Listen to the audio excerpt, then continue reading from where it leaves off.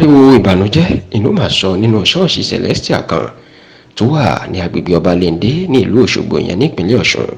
nígbà tí ọkùnrin olórin Celestial tó gbajúmọ̀ púpọ̀ ní ìpínlẹ̀ Ọ̀ṣun ni ìyẹn Tọ́lá King tó déédéé bẹ̀rẹ̀ sí ní máa mí gúlegúle nínú ṣọ́ọ̀ṣì náà lásìkò tó kọrin tó sì jẹ́ pé ibẹ̀ ìní Tọ́lá King ìlú mà gbà sọdá sọ̀rọ̀ alákejì. Ọjọ́ àbámẹ́ta ìyẹn ọjọ́ sátidé ọ̀sẹ̀ tó kọjá tí í ṣe ọjọ́ kọkànlá oṣù kọkànlá ọdún tá a wà yìí ó ní ìṣẹ̀lẹ̀ ìbànújẹ́ yìí máa ṣẹlẹ̀. Tẹlifíṣàn Yorùbá Tòótọ́ ó gbọ́ pé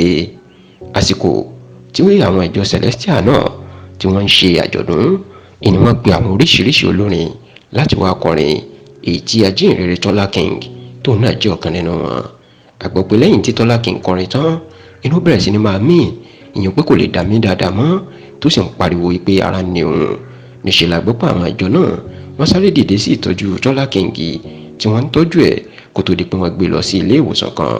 Nígbà tí wọn ò rí Tọ́lá King tọ́jú ní ilé ìwòsàn náà inú wọn máa gbé dìgbàdìgbà ó tún di ilé ìwòsàn míì ní ìlú Ilé-Ifẹ̀ ní ìpínlẹ̀ Ọ̀ṣun. Ìlú Ilé-Ifẹ̀ ní ìpínlẹ̀ Ọ̀ṣun ní ọjọ́ kejì ìyẹn ní nǹkan bíi aago 2 ọ̀sán ìní Tọ́lá King máa padà jáde láyé sí tó sì kú. Nínú ọ̀rọ̀ ẹ̀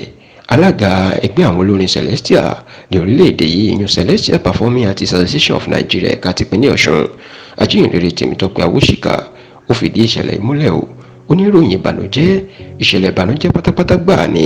nítorí pé ọ̀kan pàtàkì lára àwọn olórin ṣẹlẹ̀ tí ògùn ẹ̀ ń tàn ní ìpínlẹ̀ Ọ̀ṣun ẹni Tọ́lá King ajínrere Tèmítọ́pẹ́ Awóṣìkà ó lé àwọn àjọ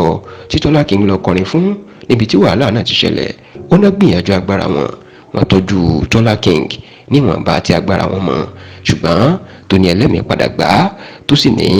òru ni wọ́n pè wọ́n sí ìṣẹ̀lẹ̀ náà kó tó di pé òun padà pè wọ́n ní nǹkan bíi aago 5 ààbọ̀ láti béèrè nǹkan tó ṣẹlẹ̀. Olópò ńlá ló tún wó láàrin àwọn olórin Celestial ẹ̀ka tìpínlẹ̀ Ọ̀ṣun yìí o tó sì ní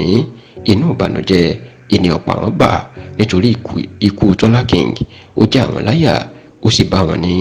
òjijì.